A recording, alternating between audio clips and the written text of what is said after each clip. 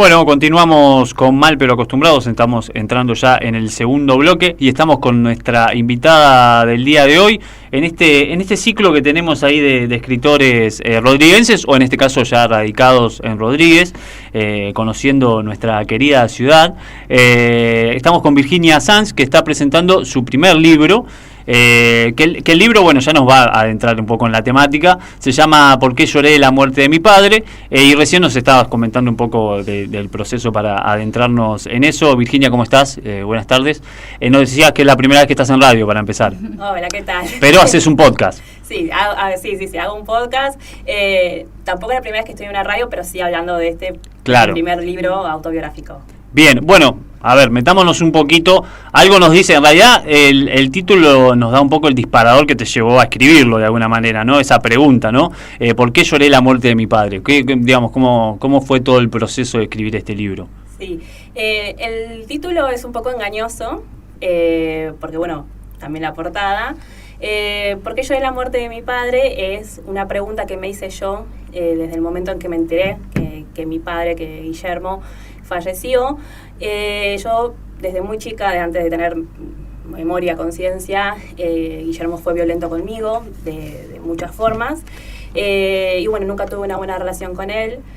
Sufrí violencia infantil, intrafamiliar, o sea, psicológica, emocional, y porque yo era muerte de mi padre fue justamente, yo no tenía relación con él cuando él falleció, y cuando me enteré empecé a llorar y no entendía qué estaba pasando. Entonces empezó un proceso de entender que primero en principal armar el rompecabezas de qué es lo que había vivido, qué es lo que había pasado, y después, bueno, también entender por qué, por ejemplo, pienso como pienso, por qué actúo como actúo, porque muchas veces yo me veía muy diferente a otras personas y es como, bueno, vine fallada al mundo, porque también sufrí violencia cuando sos muy chico, y yo iba a la casa de mis compañeritas y capaz los padres la trataban re bien, y es que, bueno, ¿qué hago mal yo para que mis padres no me quieran así? Entonces, bueno, el libro es un proceso justamente de poder como armar toda mi historia a través de varios, en el libro obviamente fueron seleccionados gracias a mi editora, algunos recuerdos dolorosos para poder llegar a responder justamente la respuesta, o sea, la pregunta de por qué lloré la muerte de mi padre. ¿Qué edad tenías vos ya cuando fallece tu padre? 27. Y cuando él fallece, hacía ya 7 meses que que había sido la última vez que había hablado con él, y bueno, después falleció él, o sea, 7 meses después, y fue bastante difícil ese momento porque al mismo tiempo yo estaba pasando por un proceso de depresión y de ansiedad que se me había como despertado con ataques de pánico que habías tenido en el trabajo. Entonces fue todo muy Claro. difícil. También por eso es el libro, porque sucedió en un momento en el cual yo tampoco entendía mucho lo que estaba pasando, porque misma yo estaba en un proceso de mucho dolor. Cuando uno tiene depresión, ansiedad y estás con medicación y demás, las cosas pasan de forma diferente. Entonces el libro también me ayudó como armar todo eso y decir, mira, cuando me dijeron esto en el velorio me quisieron lastimar y yo en ese momento capaz no me di cuenta. Bueno, hay muchas de esas cosas que las cuento en el libro también. O sea que el libro es un proceso de años, ya en definitiva. Sí. Y bueno, vos comentabas, ¿no? Obviamente con un proceso terapéutico en el medio, con mucho de reconstrucción del pasado también, ¿no? Sí. ¿Cómo fue eso a veces? Porque a veces, viste que también la cabeza nos juega muchas veces inteligentemente con borrar ciertos recuerdos o dejarlos muy al costado, que es difícil volver a sacarlos. ¿Cómo fue ese proceso de por ahí recordar cosas que también eran heavies, ir atravesando todo eso y plasmarlo encima en el escrito? Sí, yo tuve la suerte de que a mí me regalaron desde a los 9 años mi primer diario íntimo, ese de colores con brillitos, olorcitos y demás, y bueno, cuando aprendí, porque no lo sabía al principio, que se podían escribir cosas tristes en el diario íntimo y no solamente, no sé, me dio un beso chico que me gusta o qué sé yo, empecé a usar mucho el diario para contar lo que había vivido en el día, ¿sí? No sé, por ejemplo, una situación X de que llegó Guillermo de trabajar y de la nada empezó a pegarme y yo escribía sobre eso que había vivido y después era como, pero a mí me hubiese gustado que él llegue y me traiga, no sé, un chocolatito. Y después de más grande, a los 13, 14 años, cuando leo el diario de Ana Frank, empecé a escribir el diario más como una forma de dejar registro de lo que estaba viviendo, por si me pasaba algo. Y entonces yo no tengo eso de haberme olvidado de lo que viví, porque lo fui escribiendo. Claro. Entonces, esos diarios ya están quemados, porque en el proceso, cuando tuve los ataques de pánico y demás, quemé todo, pero igual en la memoria está. Pero sí, es un proceso que, bueno, por suerte tuve acompañamiento terapéutico, tuve acompañamiento de mi editora también. Hubo veces en los cuales, después de, no sé, la hora de videollamada con mi editora, no sé, ese día no pude hacer otra cosa porque, nada, quedó triste. Pero también entendiendo que es normal que me pase eso.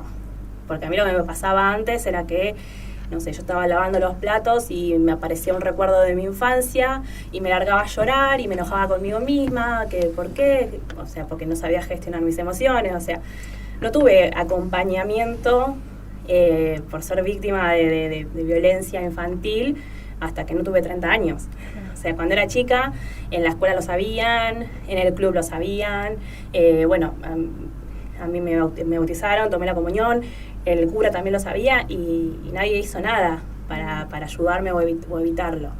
Entonces, bueno, sí, fue difícil, pero ahora cada vez que sucede esto, que me acuerdo o hablo sobre mi pasado, entiendo las emociones que me generan.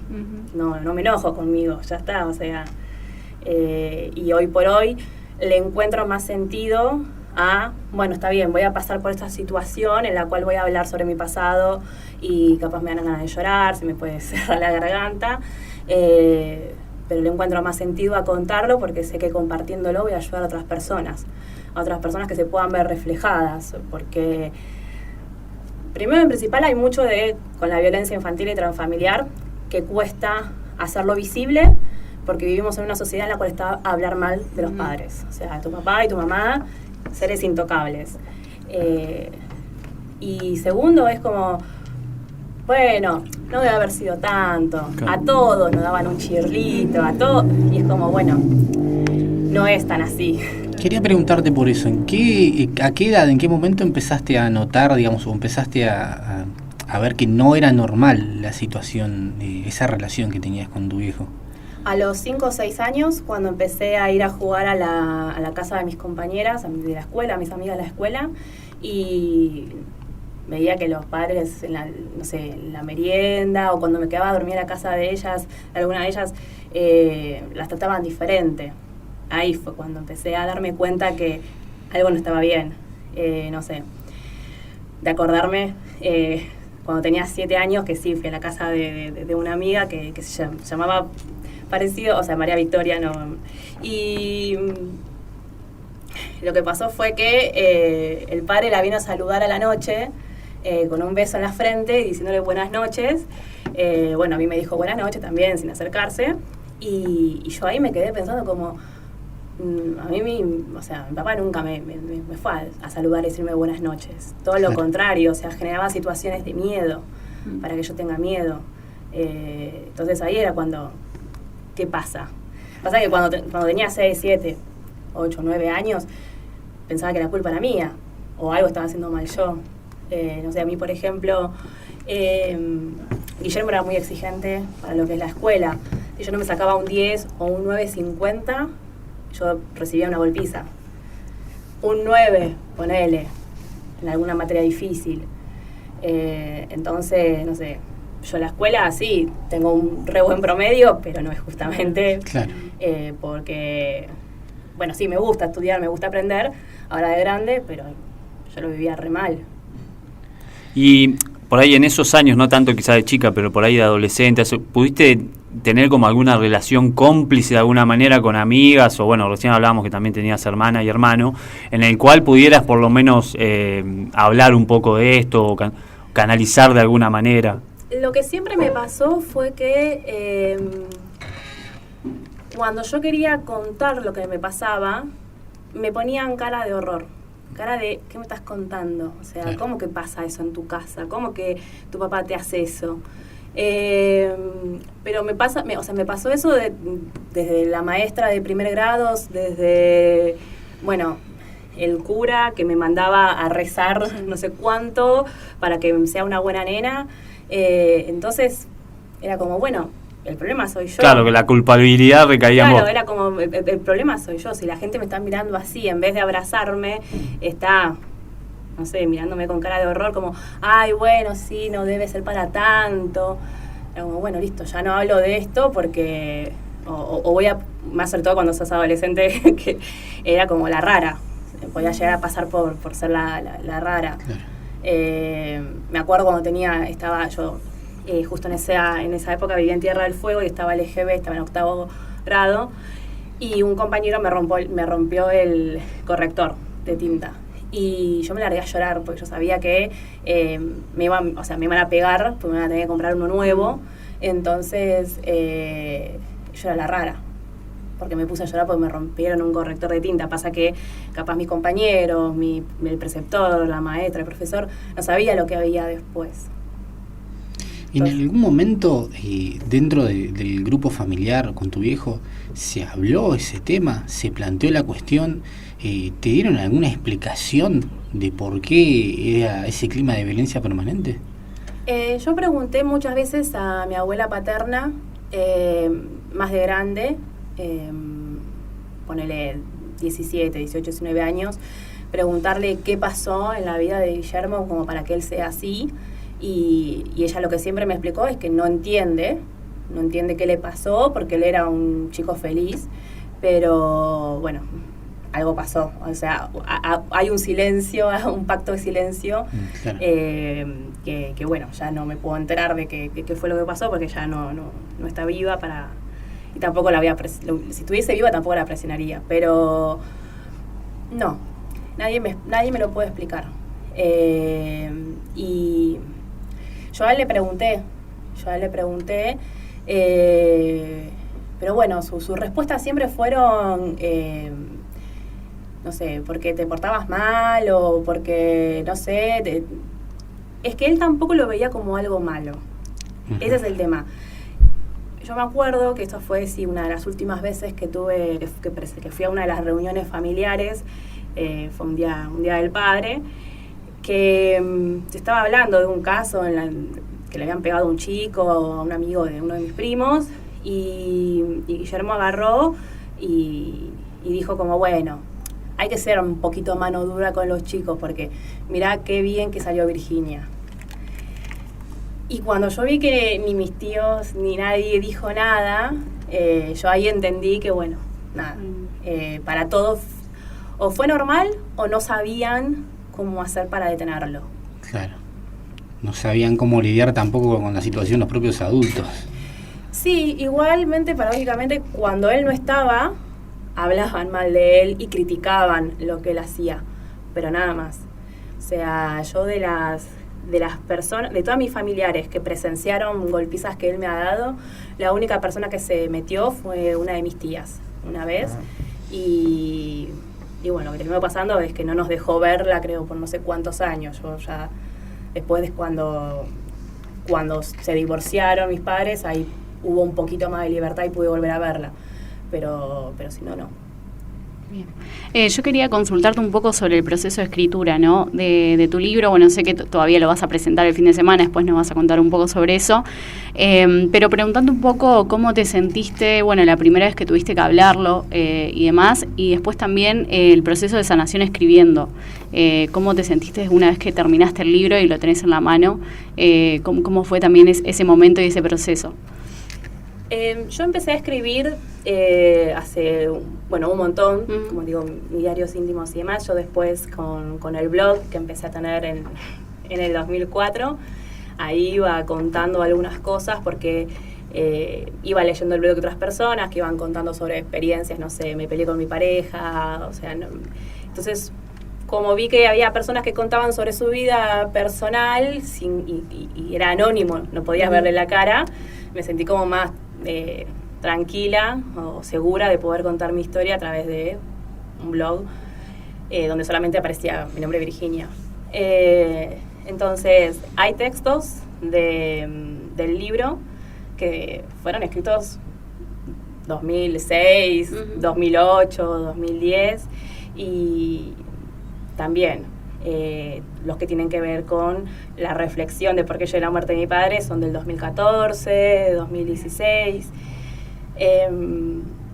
La realidad es que tenía como esa cosa de lo escribo, no lo escribo, el prejuicio mismo de quién va a querer leer mi historia, o sea, porque una cosa es, bueno, en un blog, sí, que no tengo como ningún riesgo de publicar un post, si lo lee alguien, lo lee, si no, no. Pero bueno, más o menos desde el 2016, 2017 para acá, empecé con un proceso terapéutico para poder gestionar todo lo que tenga que ver con los traumas y demás. Y ahí fue donde apareció esta idea, esta creencia de esa pregunta de, bueno, ¿por qué me pasó esto? ¿O para qué me pasó esto?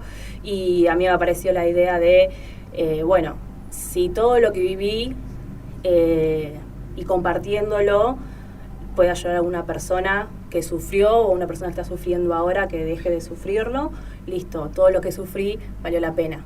Porque si no también era, o sea, mi pregunta eterna iba a ser siempre de ¿por qué sufrí lo que sufrí? O sea, si existen otras personas que no sufren lo que yo sufrí, o sea, ¿qué hice? ¿Qué pasó? Ni hablar cuando te dicen, bueno, capaz hiciste algo malo en tu vida pasada, me imaginaba, tipo, sí. O sea, el peor de... Pero ahí fue cuando decidí publicarlo. O sea, y el proceso de escritura, ya te digo, hay un montón de textos que están por fuera, porque sí, es un libro que, y yo lo cuento, lo digo en el prólogo, aviso, hay momentos en los cuales es duro de leer por la crueldad, porque para mí es normal, o sea, no es normal, pero lo que voy, para mí, lo que yo viví, lo viví yo, pero vos capaz vas a leer algo, vas a decir, ¿cómo un padre le puede hacer esto a una hija? Y sí, lo hizo. Y lo peor es que hay peores cosas que pasaron que igual no las puse porque si no ya era demasiado y me sentía como que, bueno, la gente va a llegar al capítulo 3, no va a aguantar más tanta crueldad y lo va a cerrar. Y la verdad que escribirlo me hizo muy bien. En el momento obviamente no me fui dando cuenta, lo puedo decir ahora, porque fue como cerrar una etapa. Fue como cerrar una etapa y al mismo tiempo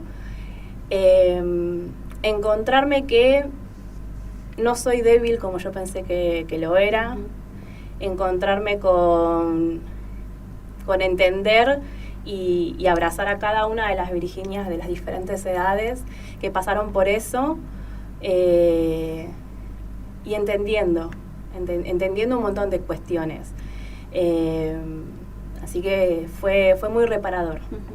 Fue muy reparador. Yo utilizo la escritura como herramienta para catarsis, desahogo. Ahora la utilizo para conocerme a mí misma, porque, como te digo, bueno, yo ahora tengo, bueno, estoy por cumplir 40, pero recién a los 30 años pude empezar a conocerme a mí misma. Porque antes era la Virginia que estaba en estado de alerta, en estado de hipervigilancia, o sea, no sé, bueno, estamos en radio, pero si alguien se me quería acercar como para acomodarme algo del pelo, yo te corría por miedo. Lo mismo, confiar en las personas. Para mí,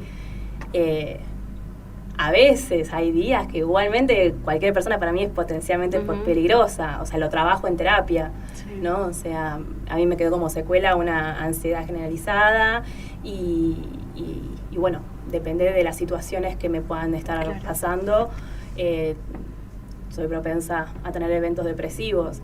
Y yo antes me enojaba conmigo misma por tener ansiedad o por tener miedo o por no poder confiar en personas, y ahora no me puedo enojar conmigo.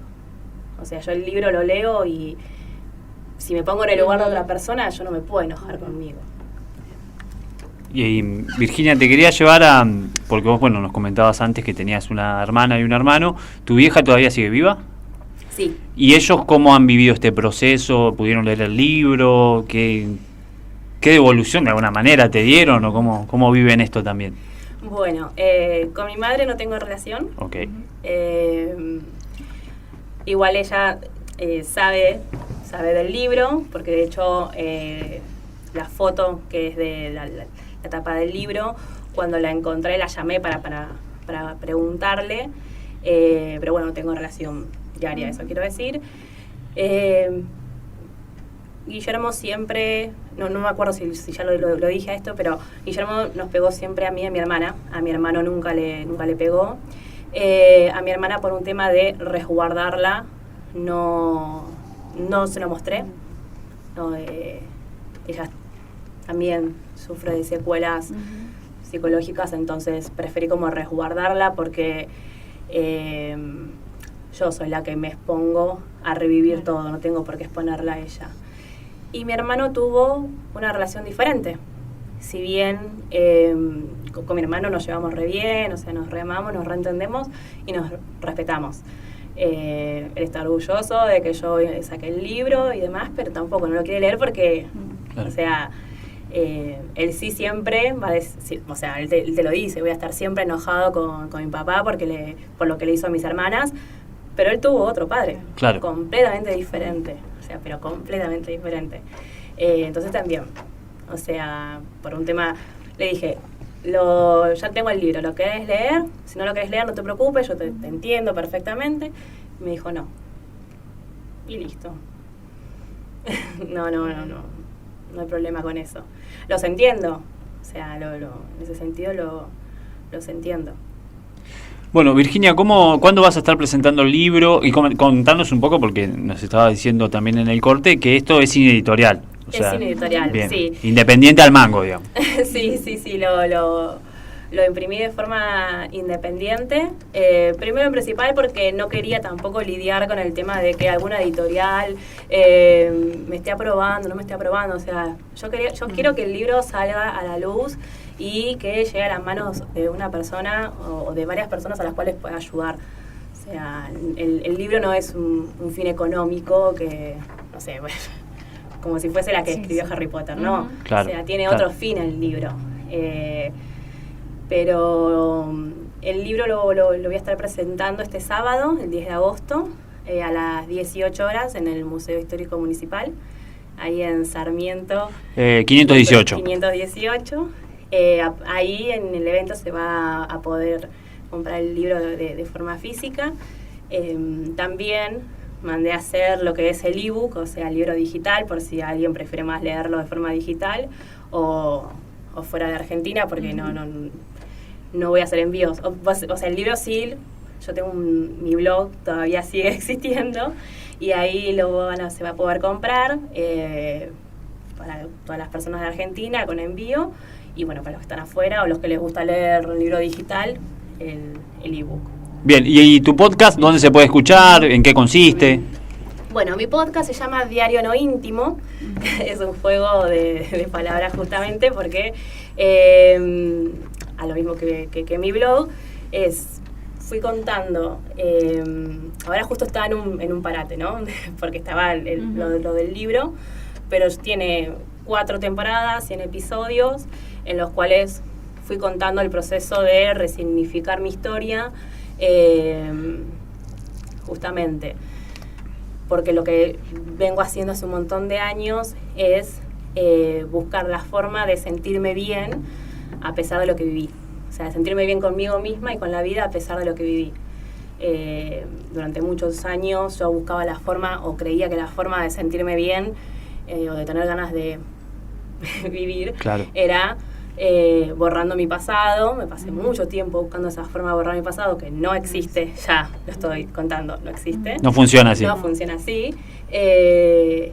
Y bueno, cuando entendí que era otra manera, era reencontrarme con ese pasado y resignificarlo, fui contando todo ese proceso en el podcast. Al mismo tiempo que voy compartiendo ejercicios de escritura, de autoconocimiento, no sé, explicaba en el podcast que a mí cada vez que yo, cuando tenía 25 años, escuchaba de amor propio, para mí es como, ¿amor propio qué es eso? Claro.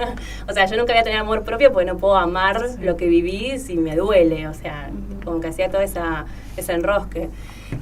Y no, sí, o sea, yo también puedo sentir amor propio.